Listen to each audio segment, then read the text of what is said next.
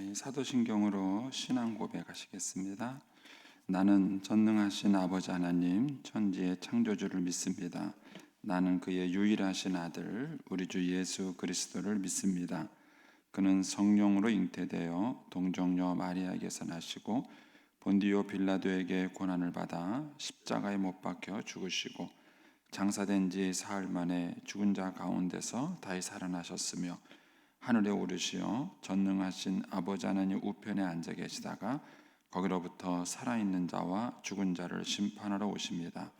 나는 성령을 믿으며 거룩한 공교회와 성도의 교제와 죄를 용서받는 것과 몸의 부활과 영생을 믿습니다. 아멘.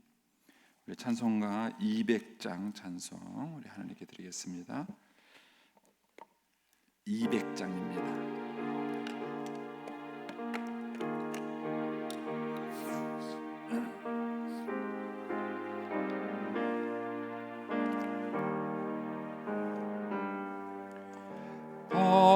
알고 묘한 그 말씀 생명의 말씀은 귀한 그 말씀 진실로 생명의 말씀이 나의 길과 믿음 밝히 보여주니 아름답고 귀한 말씀 생명샘이로다.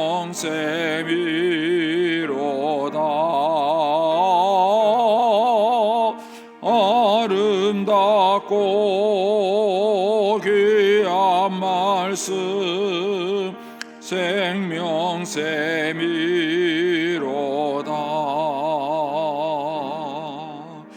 귀한 주님의 말씀은 내 노래 되도다.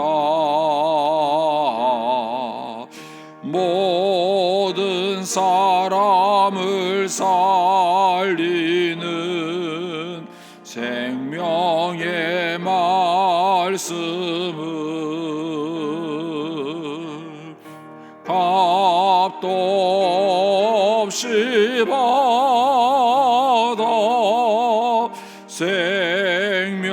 생명길을 가니 아름답고 귀한 말씀 생명샘이로다.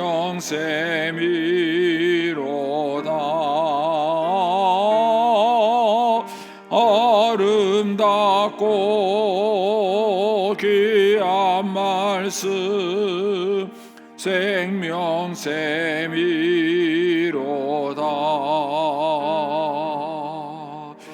널리 울리어 퍼지는 생명의 말씀은 마음의 용서와 평안을 골고루 주나니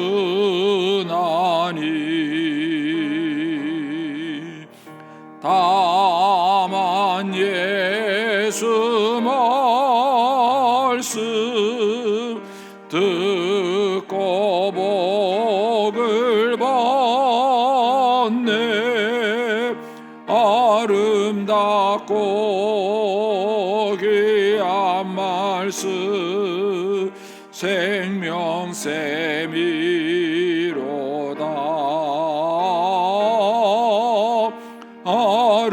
아름답고 귀한 말씀 생명샘이로다.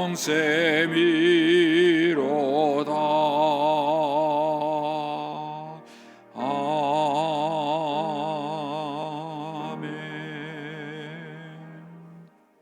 기도하겠습니다. 좋으신 아버지 하나님, 은혜를 감사합니다. 지난 간밤에도 저희들을 주님 품 안에서 편히 쉬게 해주시고 또 이 새벽에도 저희들을 주 앞에 불러주심을 감사합니다.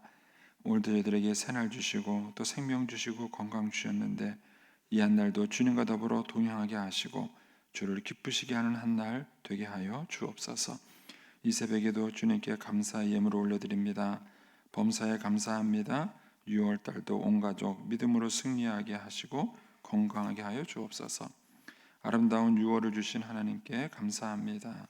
배어린 손녀 6월 5일 연세 신학대학원 면접시험에 솔로몬과 같은 지혜로 합격의 은혜를 주옵소서. 항상 은혜 주심 감사합니다. 6월도 은혜와 감사가 넘치게 하여 주옵소서.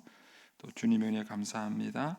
1,000번째 예물과 주일 또 성교 11조 예물을 주님께 드립니다. 하나님 아버지 믿음으로 순종으로 감사로 드리는 예물을 주님께서 기뻐 받으시며 약속하신 하늘의 복과 땅의 복으로 충만하게 채워 주옵소서. 주의 은혜로 종의 가정들을 형통케 해주시며 그 자녀들을 축복하여 주시옵소서. 예수님의 이름으로 축복하며 기도하옵나이다. 아멘.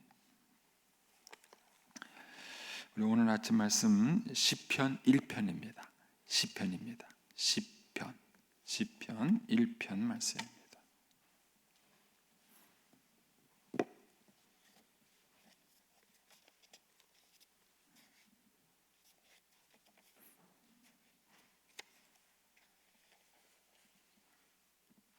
시편 1편입니다. 시편 1편 찾으셨습니까? 네. 시편 1편 우리 같이 1절부터 6절까지 봉독하겠습니다. 복 있는 사람은 악인들의 꾀를 따르지 아니하며 죄인들의 길에 서지 아니하며 오만한 자들의 자리에 앉지 아니하고 오직 여호와의 율법을 즐거워하여 그의 율법을 주야로 묵상하는도다. 그는 시냇가에 심은 나무가 철을 따라 열매를 맺으며 그 잎사귀가 마르지 아니함 같으니 그가 하는 모든 일이 다 형통하리로다. 악인들은 그렇지 아니하며 오직 바람에 나는 겨와 같도다. 그러므로 악인들은 심판을 견디지 못하며 죄인들이 의인들의 모임에 들지 못하리로다. 무릇 의인들의 길은 여호와께서 인정하시나 악인들의 길은 망하리로다. 아멘. 이 새벽에도 주의 은혜와 축복이 함께 하시기를 축원합니다. 갑자기 시편 보셔서 놀라셨죠? 예. 이 생명의 삶 큐티 교재를 이렇게 구성을 할 때 구약 성경 중에서 뭐 출애굽기나 레위기 이렇게 좀 약간 어려워하는 분들이 있습니다. 그래서 그분들의 이런 식으로 큐티를 하게 되면 보통 출애굽기만 한 3개월 정도 이제 큐티를 하게 되는데 계속 이렇게 할 때 큐티를 어려워하시는 분들이 계셔요. 그래서 이제 몇 년 전부터 이 생명의 삶에서 편집을 할 때 이 시편을 사이사이에다가 집어넣습니다. 그래서 시편 1편부터 11편까지를 우리가 당분간 묵상을 합니다. 그래서 11일까지 묵상을 하고 그 다음에 이제 12일 날 가서 다시 우리가 출애굽기로 갑니다. 그래서 출애굽기로 가서 마지막 출애굽기 40장까지 내용을 이렇게 묵상하도록 그렇게 이제 구성이 되어 있습니다. 그래서 시편 1편부터 이제 11편까지 당분간은 이제 시편으로 아침에 묵상하신다 이렇게 생각하시면 되겠습니다.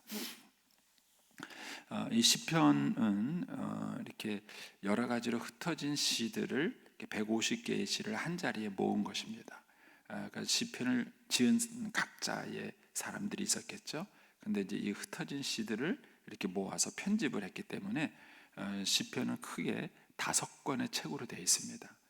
그래서 나중에 이제 그 부분 가서 제가 또 설명을 드리겠지만 이제 편집이 끝나는 내용이 있어서 크게 5개의 책을 한 군데 모아서 모두 150편의 시가 된 것입니다. 시편이 이제 이 성경 속에 들어있는 큰 축복은 뭐냐하면 보통 이 성경에 있는 하나님의 말씀은 하나님께서 우리에게 하시는 말씀이죠. 그런데 유일하게 우리가 하나님께 하는 말이 있습니다. 그게 시편이에요. 시편은 그런 하나님과 만나고 경험하고 체험하는 이런 것들을 이제 이 인간 편에서 경험하고 우리 편에서 하나님께 아뢰는 이제 그런 내용이 시편이기 때문에 또 시편이 주는 독특한 축복이 있습니다. 그런데다가 이제 이 성경에 나와 있는 얘기들은 주로 이제 사건 중심으로 이렇게 나열이 되다 보니까 그 사건을 경험하는 그 사람들의 내면적인 심정을 잘 알기가 어렵죠. 그런데 이제 이 시편은 그런 그 여러 가지 사건들을 경험한 그 시편 기자들의 내면적인 마음의 표현이 담겨져 있습니다. 그래서 감정적인 부분들이 이 속에 담겨져 있어요. 그래서 여러분들이 시편을 자주 묵상하면 좋습니다. 우리들의 감성을 타치할 수 있게 되고요. 또 많은 찬송가들이 시편에서 나왔죠. 시편에서 우리의 마음을 대변하는 그런 내용들이 나와 있습니다. 그래서 어떤 시편은 이제 다른 시편하고 달리 이렇게 어떤 이렇게 교훈이나 가르침이 있는 것처럼 명백하게 얘기하지 않습니다. 그것보다는 그냥 우리들의 슬픔, 기쁨, 감사 이런 것들을 그냥 감정적으로 표현하고 말한 것도 있습니다. 이런 면에서 여러분들이 시편을 잘 묵상하시면 훨씬 더 풍성한 그런 신앙생활을 할 수 있습니다.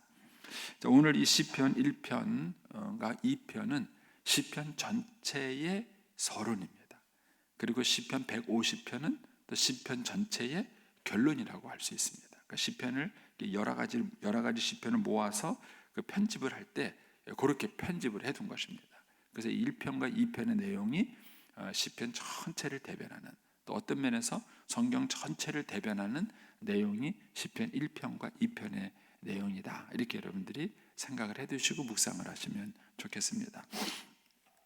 자, 이제 시편 1편 말씀을 오늘 보겠습니다. 여기 보면은 두 종류의 인생에 대한 얘기가 나옵니다. 두 종류의 삶, 두 종류의 인생에 대한 얘기가 나오죠.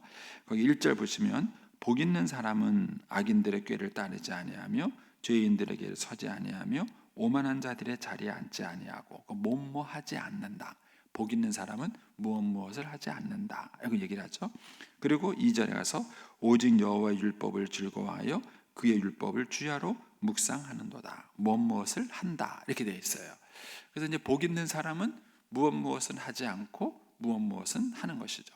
그러니까 우리가 무엇을 할 것인가 말 것인가를 변별할 수 있는 다는 것이 굉장히 중요한 것이죠. 인생을 살아가는 지혜가 필요하는데 그 1절에 나와 있는 뭐하지 않는다는 것이 또 한 종류의 인생의 삶인 거예요. 1절의 삶을 사는 사람과 2절의 삶을 사는 사람, 인생은 크게 두 가지 인생길이 있습니다. 그 결과가 전혀 다르지요. 1절에 보시면 이제 한 종류의 인생은 뭐죠? 악인들의 꾀를 따르고 죄인들의 길에 서고 오만한 자의 자리에 앉는 그런 인생이죠. 한 종류의 인생은 뭡니까? 여호와의 율법을 즐거워하고 그의 율법을 주야로 묵상하는 인생이 있습니다. 여러분들의 인생의 기준은 뭐세요? 여러분들의 인생의 기준은 뭐세요? 여러분의 인생의 뒤를 돌아보시면 무엇이 여러분들의 인생의 기준이셨던 것 같아요. 성경에 의하면 인생이 그 살아가는 방식은 크게 두 가지가 있다는 거예요. 하나는 사람 말 듣고 살아가는 사람, 하는 사람은 하나님 말씀 듣고 살아가는 사람. 왜냐하면 인생은 다 불안해요. 자기 인생을 책임질 수 있는 사람이 있습니까? 그리고 여러분들이 살아가는 삶의 방식에 대해서 확신이 있으신가요? 사람은 이제 벌써 이 피조물이라는 게 증명되는 게 뭐냐면 자기가 자기 인생을 살아가면서도 불안한 거예요. 내가 이대로 살아가면 괜찮은가? 이대로 살아가면 맞나? 이런 불안감이 인간의 마음속에는 끊임없이 있어요. 그러다 보니까는 남들은 어떻게 하나 이게 큰 관심사예요. 남들은 어떻게 살지? 저 사람은 어떻게 하지? 그리고 남들이 막 저렇게 살아가는데 나는 다르게 살아가면은 불안해요. 남들은 다 저렇게 하는데 나는 괜찮은가? 이런 불안감이 있습니다. 저도 이제 저희 아이들을 키울 때 형편이 안 돼가지고 아이들을 학원을 보낼 수 없었어요. 뭐 이제 돈만 있었다면 보냈겠죠. 돈이 없어서 못 보냈는데 굉장히 불안한 거예요. 왜냐면은 남들은 다 보내는 거예요. 남들은 학원을 다 보내는데 우리 애만 학원을 안 보내니까 굉장히 불안한 거예요. 그리고 뭔가 이게 내가 애를 잘 못 해주는 것 같은 그런 생각과 불안감이 굉장히 들어요. 근데 지금 와서 보니까는요, 그 시기에 학원을 안 보내길 잘한 거예요. 그 시기에 학원을 안 보내길 정말 잘했어요. 지금은 이제 경험을 가지고 그런 얘기를 하지만 그 나이, 그 젊은 엄마 아빠 그 시절에는요, 내가 내 아이에게 잘해주고 싶고 내가 내 아이에게 뭔가 사랑으로 쏟아주고 싶은데 이렇게 하는 것이 맞는지 틀리는지 모르겠는 거예요. 그 기준은 뭐죠? 기준이 남들이 어떻게 하는가 이거예요. 남들이 어떻게 하는가. 그래서 로마서 12장과 오늘 말씀을 비교해 보시면 굉장히 우리 힌트를 주는 말씀이 많은데, 로마서 12장에 가면 그런 말이에요. 너희는 이 세대를 본받지 말고, 이런 말이 나와요. 이 세대를 본받지 말고. 이 얘기는 이 세대를 본받는 사람들이 있다는 거예요. 남들이 입는 옷, 남들이 먹는 음식, 남들이 사는 집, 남들이 살아가는 방식, 남들이 애들 시키는 교육 방식, 이 모든 것들이 우리들의 삶의 기준이 되는 거예요. 그래서 저 사람은 어떻게 하지? 저 사람 살아가는 거 왜지? 그러면 남들처럼 해야 뭔가 안심이 되는 거예요. 남들처럼 안 하면 뭔가 불안해요. 이것이 인생이 갖고 있는 근본적인 문제예요. 그런데 오늘 성경에서는 뭐라 그러냐면은, 복이 있는 사람, 누가 행복한 인생을 살아가느냐, 누가 축복이 되는 인생을 살아가느냐, 그거는 사람들을 바라보면 안 된다는 거예요. 사람을 바라보면 안 되는 거예요. 왜 안 될까요? 왜 안 될까요? 생각해 보셨어요? 왜 안 될까요? 일단 그 사람도 몰라요. 한번 여러분들이 본받고 싶은 그 사람을 찾아가서 물어보세요. 당신은 당신의 인생을 아십니까? 그 사람도 모른다니까는요. 여러분, 철학자들이 얼마나 웃긴지 아세요?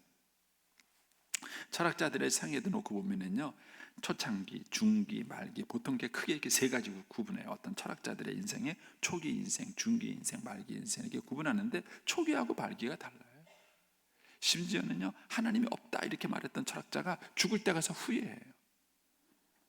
근데도 그 철학자의 얘기를 사람들이 막 뭐라도 되는 것처럼 믿고 따라가요. 얼마나 웃기는지 몰라요. 근데 오늘 성경에서는 재미있는 얘기예요. 6절을 한번 가서 보십시오. 6절. 6절에 가면 이 두 종류의 인생 얘기를 쭉 얘기를 하면서 6절에 이런 얘기를 해요. 무릇 의인들의 길은 여호와께서 인정하시니, 이렇게 했어요. 악인들의 길은 망하리로다, 이런 얘기를 하네요. 무슨 얘기냐면요, 제가 이제 밀양에 있을 때 이제 어떤 분이 저를 찾아왔어요. 우리 교회 집사님하고 같은 학교에서 근무하는 선생님이세요. 선생님이 찾아와서 저한테 의논을 하는 거예요. 근데 그 의논이 뭐냐면은 자기 딸의 진로예요. 자기 딸이 예고를 가고 싶다는 거예요. 그런데 피아노를 좀 치긴 해요. 근데 그 피아노 전공으로 예고를 간다 그러는데 이 엄마가 걱정이 많은 거예요. 이제 엄마도 선생님이고 아빠도 선생님이에요. 두 분이 다 선생님이신데 이 딸아이를 이제 예고를 보내면 예술의 길을 계속 걸어야 된다는 걸 이 엄마는 아는 거예요. 자기가 교사다 보니까. 그런데 예고에 들어가는 비용, 그 다음에 대학을 갈 때 피아노 전공을 했을 때 그 피아노 전공에 들어가는 비용, 그리고 그 당시에 이제 아이를 잘 하려면은 적어도 이태리에 유학은 한번 갔다 와야 되는 거예요. 이태리 유학 갈 내용. 근데 이 내용을 쫙 생각하니까 그 아이 밑으로 들어갈 돈이 장난이 아닌 거예요. 그런데 이제 그렇게 해서 성공을 한다는 보장이 있으면 하겠다는 거예요. 근데 이 아이가 그렇게 해서 성공을 할지 안 할지 이 엄마가 자신이 없는 거예요. 그러면 이제 지금 이 고등학교를 보낼 때 예고를 보낼 것인지 안 보낼 것인지 선택을 해야 되는데, 보내야 되는지 말아야 되는지 결정을 못 내리시는 거예요. 그래서 하도 고민을 하니까 그 옆에 계신 우리 교회 집사님이 아유, 우리 목사님 한번 만나보라고 이래가지고 저를 데려가. 아유, 저는 뭘 압니까? 더구나 이제 예수 믿지도 않는 분하고 뭐 어떻게 상담을 해요. 근데 이런저런 얘기를 했는데 뭐 일단은 그분이 믿음이 없으니까 상담하기가 쉽지는 않아요. 근데 제가 마지막에 그분한테 그런 얘기를 했어요. 선생님, 그분이 저를 찾아온 이유가 또 한 가지 더 이유가 있었어요. 이분이 하도 그게 불안하니까 누굴 찾아가냐면 무당을 찾아간 거예요. 이 점치는 사람. 그냥 무당이라기보다는 용한 점쟁이를 찾아간 거예요. 그래서 내 딸이 이 예술계 쪽으로 성공을 하겠습니까? 못 하겠습니까? 이제 그걸 물어보러 간 거예요. 갔는데 그 무당의 말을 듣긴 했어요. 그래도 불안한 거예요. 네. 그러니까 이제 옆에서 그걸 봤더니 이제 저희 집사님이 답답했던 거예요. 그걸 가지고 점치는 사람을 찾아가서 물어보는 게 너무 답답한 거예요. 그러니까 이제 저를 소개해서 오셨어요. 그래서 제가 이제 그분하고 이런저런 얘기를 하다가 이제 마지막에 제가 그 얘기를 했어요. 선생님, 만약에 그 점쟁이가 시키는 대로 그 아이가 갔다가 일이 잘못되면 그 점쟁이가 책임져 줄까요? 이렇게 물어봤어요. 책임져 줄까요? 물어보니까는 아니라고. 대부분 그 답이 바로 나오더라고. 아니라는 거예요. 그렇죠. 그러면 선생님 같으면 누가 조언을 할 때 한쪽 사람은 책임을 져주는 사람이고 한쪽 사람은 책임을 안 져주는 사람이라면 누구 말을 듣는 게 맞겠습니까? 당연히 답이 나오죠.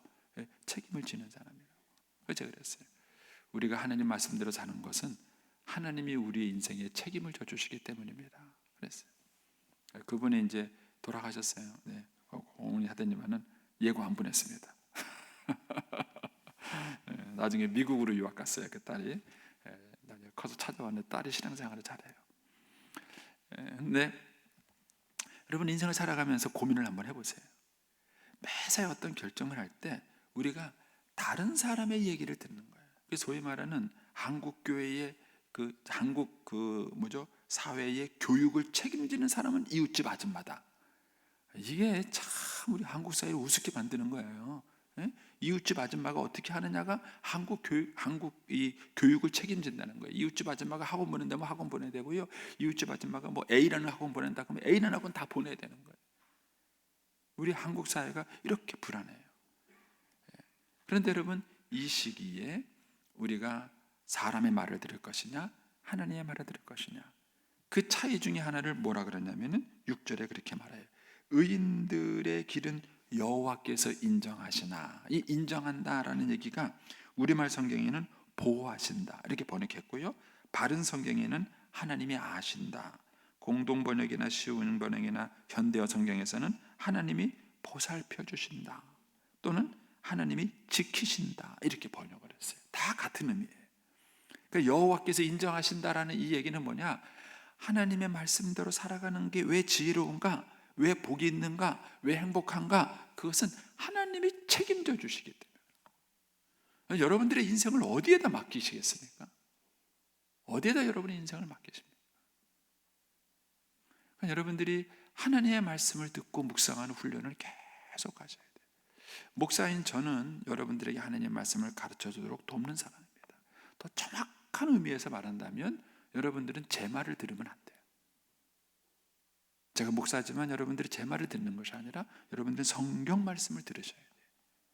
목사는 그것을 최대한도로 돕는 사람인 거예요. 그리고 목회자가 하나님의 말씀을 잘 전한다는 전제 조건 하에 여러분들이 목회자의 말을 따르고 순종하는 거예요. 그래서 목사가 하나님의 말씀을 정확하게 여러분들에 가르치는 그런 노력과 훈련을 목사는 계속 해야 되는 거예요. 여러분 제발 누군가에게 점쟁이 찾아가지 말고, 점쟁이 찾아가는 건 똑같은 게 뭐냐면 교회에 기도하고 뭔가 예언하는 사람 따라가는 거예요. 여러분 이게 뒤집어서 물어보세요.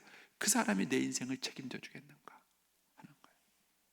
그분이 내 인생을 책임져 주는가 하는 거예요. 그러니까 그 사람이 내 인생을 책임져 주는 사람이 아니에요. 그래서 좋은 목자는 어떤 목자냐면은 사랑이 많은 목자더라고요. 사랑이 많은 목자인 거예요. 그러니까는 하나님의 말씀을 잘 가르칠 뿐더러 사랑이 많은 목자인 것이죠. 그러니까 우리가 인생을 살아가는데 크게 두 가지가 있는 거예요. 사람의 말을 따라갈 것인가, 소위 말하는 여론, 인기, 그 시대에 가장 사람들이 많이 추구하는 거, 그걸 따라갈 것인가, 아니면은 하나님의 말씀을 따라갈 것인가, 이거예요.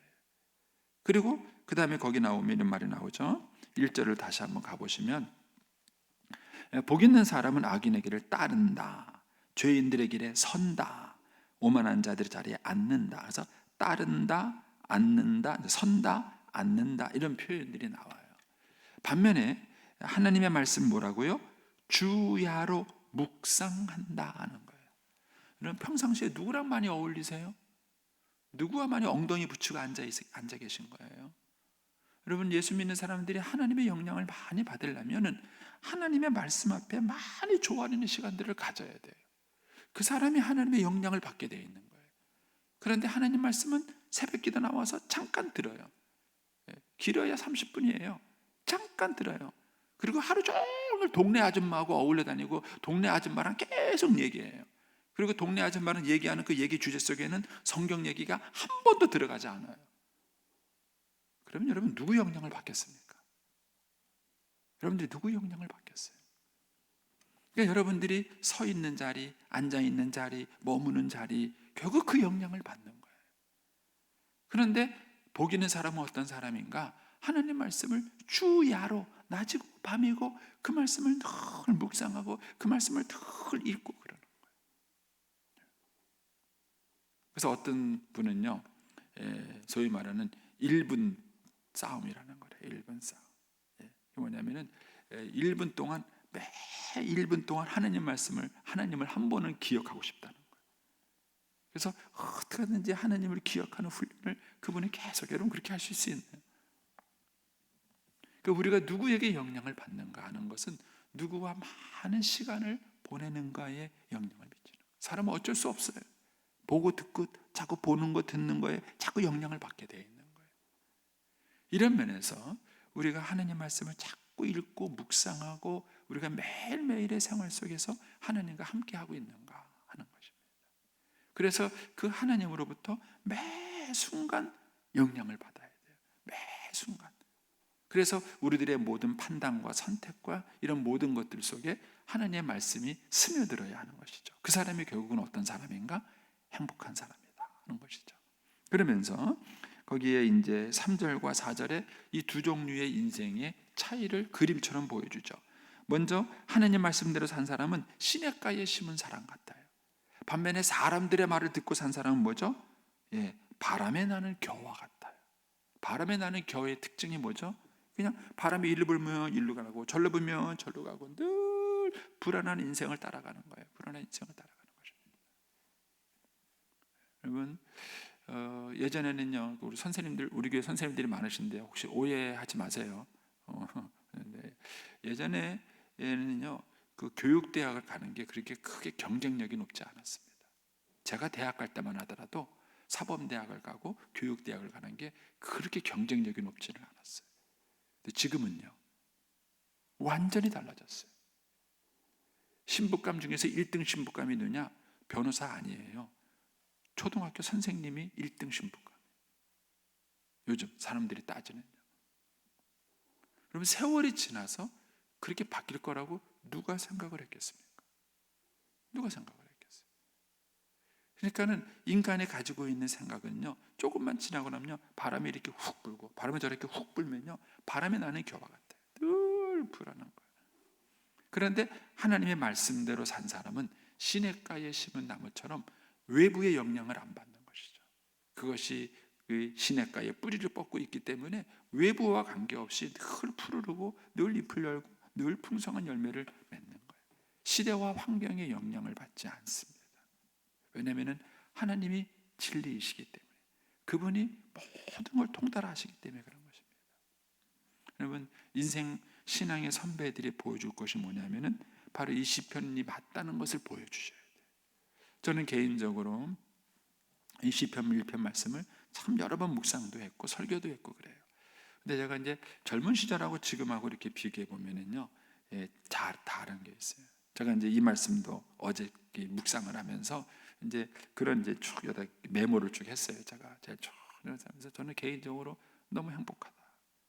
왜냐하면 제가 청소년기 때 예수를 믿었는데 그때는 의지할 사람이 없었어요. 그러니까 저는 무조건 하나님 말씀을 붙든 거예요. 뭘 알고 뭐 이래서 한 게 아니라 그 당시에 의지할 사람이 없었고 의지할 데가 없다 보니까 하나님 말씀을 확 붙드는 거예요. 그리고 이제 인생을 한 50년 살았어요. 그런데 지금 와서 제 친구들하고 제 주변 사람들, 제 인생을 이렇게 비교해봐요. 초등학교 친구도 만나고 중등학교 친구도 만나죠. 만나서 그 친구들하고 비교를 해보면요, 저는요, 하나님 말씀이 진리라는 게 너무 감사한 거예요. 하나님 말씀대로 살았던 그것들 중에서는 후회를 하지 않아요. 하나님 말씀이 그렇게, 오히려 그 말씀대로 살지 못했던 것들이 후회를 하는 거예요. 여러분, 이 시편 이 1편에서 우리들에게 보여주는 얘기일 거예요. 그리고 이 시편 이후에 나와 있는 것도 이 두 종류의 삶에 대한 얘기가 계속 나와요. 이 시편 1편 이후에 나오는 여러 가지 많은 감정과 노래들이 이 두 종류의 삶에 대한 얘기들이 쫙 나오는 것이죠. 여러분 3절 말씀을 다시 한번 보시면 이런 말이 나오죠. 그는 시냇가에 심은 나무가 철을 따라 열매를 맺으며 그 잎사귀가 마르지 않은 것 같으니 그가 하는 모든 일이 다 형통한다. 그가 하는 일이에요. 무슨 일이 먼저가 아니라 그가요. 누가 하느냐가 먼저예요. 그가 하는 모든 일이 형통한다는 거예요. 이거를 조금 더 일반적인 논리로 말한다면 being이 doing을 결정하는 거예요. 존재가 행위를 결정하는 거예요. 따라서 우리가 자녀를 교육시킬 때 행위보다도 being, 그가 어떤 존재냐, 어떤 인격이냐가 중요한 거예요. 어떤 존재냐, 시냇가에 심은 존재가 돼야 돼요. 그러면 그가 하는 모든 일은 다 형통하게 돼 있어요. 근데 우리는 being을 뭡니까? 존재, 인격을 훈련시키는 것이 아니라 우리는 행위를 훈련시켜요. 특히 요즘 교육은 더해요. 이런 아이들의 품성과 인격을 훈련시키십니까? 영어, 수학 점수에 대해 신경을 쓰십니까? 오죽하면은요, 애들이 그런 말을 해요. 야, 1등하고 100점 맞으면 다 돼! 이런 말이에요. 예의가 없어도, 부모님께 불순종해도, 그 아이가 버릇이 없어도, 학교에서 1등만 하고, 그리고 100점만 맞으면요, 다 용납이 돼요. 다 용납이 돼요. 근데 아이가 성실하고 착하고 그래요. 그런데 점수가 안 나와요. 그러면 못난 놈이고 나쁜 놈이에요. 이게 우리 한국 사회가 지금 갖고 있는 심각한 문제입니다. 그러니까는 doing이 먼저가 아니에요. 그거는 언젠가는 변해요. 근데 진짜 중요한 것은 그가 어떤 존재냐 하는 거예요. 어떤 존재냐, 어떤 인격을 가지고 있느냐, 어떤 성품을 가지고 있느냐, 이게 먼저인 거예요. 이걸 우리 아이들을 훈련시키고 세워갈 때 그 아이가 시냇가에 심은 나무라는 존재가 되고, 그리고 그가 하는 모든 일, 어떤 일이든지 간에 하나님이 다 형통하게 한다는 거예요. 누구냐가 더 중요한 거예요. 누구냐가 더 중요하시지 그가 지금 가지고 있는 점수가 더 중요한 게 아닌 거예요. 그런데 우리는 자꾸 거기에 빠져요. 자꾸 거기에 빠지는 겁니다. 여러분, 이런 면에서 한번 여러분들이 이 말씀을 다시 한번 깊이 묵상을 한번 해보십시오. 그래서 결국은 5절 6절에 가면 악인은 심판을 견디지 못하며 죄인들이 의인들의 회중에 몰지 못하리라. 여러분, 인생을요 한 20년 30년 살고 나면은요 절대로 인생을 뒤바꾸지 못합니다.